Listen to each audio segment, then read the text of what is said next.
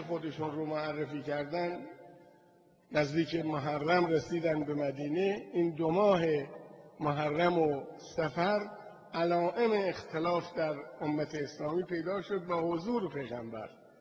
پیغمبر میدید هر جا الفت ایجاد میکنه از جای دیگری هواها و هوسها و رقابت‌های نادرست باعث میشه که این امت در مقابل هم قرار بگیرند. اونقدر پیغمبر ناراحت بودن که نزدیکی آخر عمرشون یه بار رفتن بقیع به اسم این که برای مردگان بقیع مغفرت از خدا بخواهند. اونجا که رفتن اول سلام کردن، مغفرت خواستن و خطاب کردن به اصحابی که در آنجا خوابیده بودن، فرمودن گوارا باشد بر شما که آرامش دارید. شما نیستید که این ابرهای فتنه رو ببینید، این تیرگی هایی که بر برادرانتون و خواهرانتون داره چیره میشه و اینها رو از هم جدا میکنه، نیستید که ببینید. اشک از چشمانشون جاری شد و بر بازوی علی بن ابی طالب که همراهشون بود طبق یک روایت تکیه دادن و برگشتن و در راه گفتن من احساس میکنم عمرم تمام شده و نگران این امت هستم. ببینید این الگوی همه بشریت پیغمبر و این عملش بهترین نمونه امت سازی و حکومت سازی و اداره ملته که تونست از یک شهر کوچک دور افتاده یثرب این قدرت رو بسازه که در ظرف مدت کوتاهی همین پیغمبر وقتی که در جنگ احزاب گرفتار بود و همه احزاب علیه او وارد جنگ شده بودند و خندق میکند با مشورت سلمان، وقتی که خودشون با تبر به سنگ ها میزدند که خندق بسازند و برقی میجهید، میفرمودند تو این برق کاخ کسرا رو دیدم، تو این برق کاخ روم رو دیدم و کجا رو دیدم که میگیرید. پیغمبر با اون استحکام صحبت میکرد، ولی وقتی که بوی تفرقه رو دید و دید اینها افتادن به جان هم، اون موقع آمد به مرده ها بشارت داد که اونا وضعشون خوبه و گوارا گفت برای شما باشه، وضع ما بد داره میشه. و میدونید چه اتفاقاتی افتاد و چه شد که من حالا دیگه وارد نمیشم. این پیغمبر با این عظمت در مدت کمتر از 10 سال این بنیان عظیم رو ساخت و ما بر اساس این بنیان انقلابمون رو شروع کردیم که این رو در خطبه بعد عرض میکنم که خب ما متناسب با روز همون کاری که پیغمبر میکردن و توجهی که داشتن خود پیغمبر همون رو میتونیم آوردیم توی اصولمون و قانون اساسیمون و راهی که انتخاب کرده بودیم.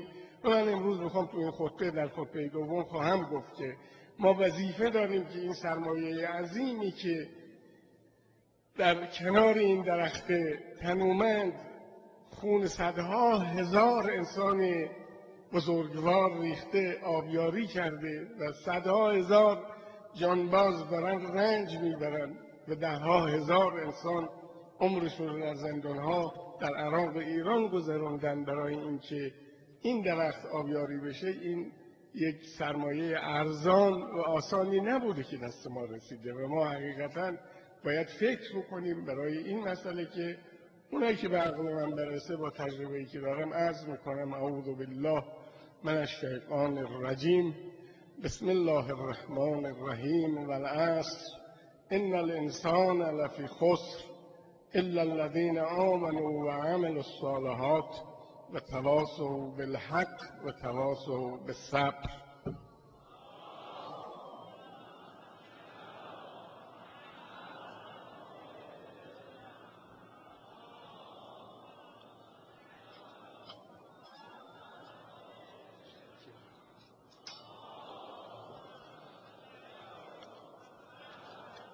بسم الله الرحمن الرحیم. الحمد لله رب العالمین. الصلاة والسلام علی رسول الله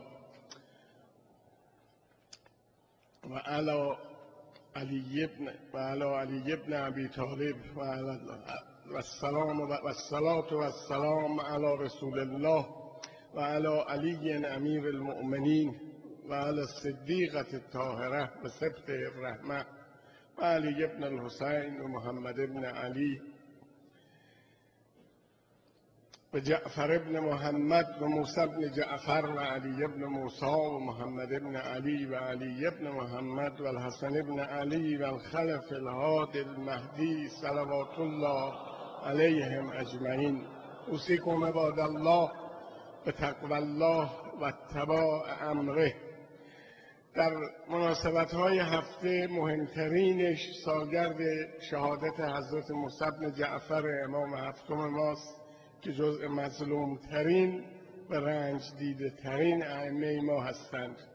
بزرگواری که در سن 20 سالگی به امامت رسیدند و در تمام عمرشون دچار ستمهای خاندان بنی عباس بودند.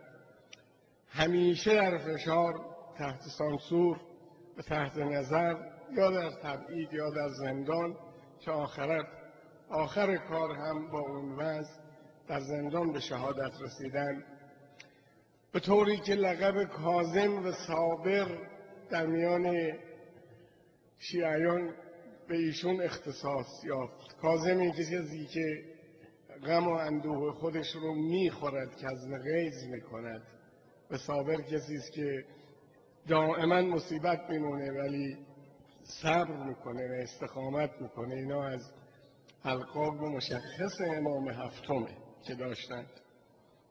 چند خلیفه به ایشون ستم کردند، اما بالاخره هارون الرشید ایشون رو تبعید کردند به بصره و بعد به بغداد. سالها در مطموره‌های، یعنی زیرزمین‌های تاریک، نمور و گرم در بغداد در اسارت گرفتن. اونن با غول و زنجیر، حضرت تنهایی به پاشون زنجیر می‌بستند. ولی حضرت موسی بن جعفر اظهار خوشحالی می‌کردند، می‌گفتند همه عمرم از خدا خواسته بودن که فراغت عبادت به من بده. این وعده‌ای که خدا به ما داده بود، این دعای ما مستجاب شد و ما امروز میتونیم همه وقتمون رو صرف عبادت کنیم.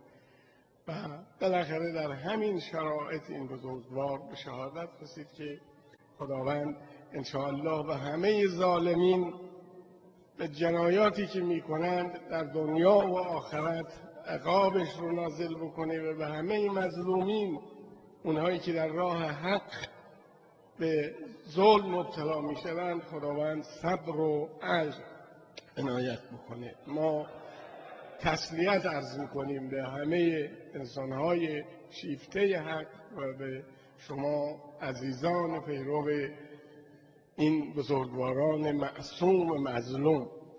و مسئله دیگرمون هم به طور مختصر میگم مسئله کشتار چینه که روزهای تلخی میگذره بر مسلمانان چین. من در اینجا به دولت چین عرض میکنم، دولت چین انتظار از اون میره که بتواند در مقابل مظالمی که بر این مردم وارد میشه صبر بکنه و حفظ بکنه. خواهش میکنیم بگذارید. من خواهش کردم من خواهش کردم، من به عنوان خطیب شما، خطیب جمعه، خواهش کردم شما شعار ندید. من تو این خطبه ها به خاطر شرایطی که میدونید شما در اینجا و اطراف خیابان ها و کل این منطقه هست، خواهش میکنم شعار رو ندید، بگذارید. متشکر. من دارم میگم مسئله چین رو. ما از دولت چین که اون رو یک دولت عاقلی میدونیم، یه دولتی میبینیم که در جهت توسعه کشورش داره کار میکنه. ما نصیحت میکنیم، برادرانه نصیحت میکنیم، این به نفعشون نیست.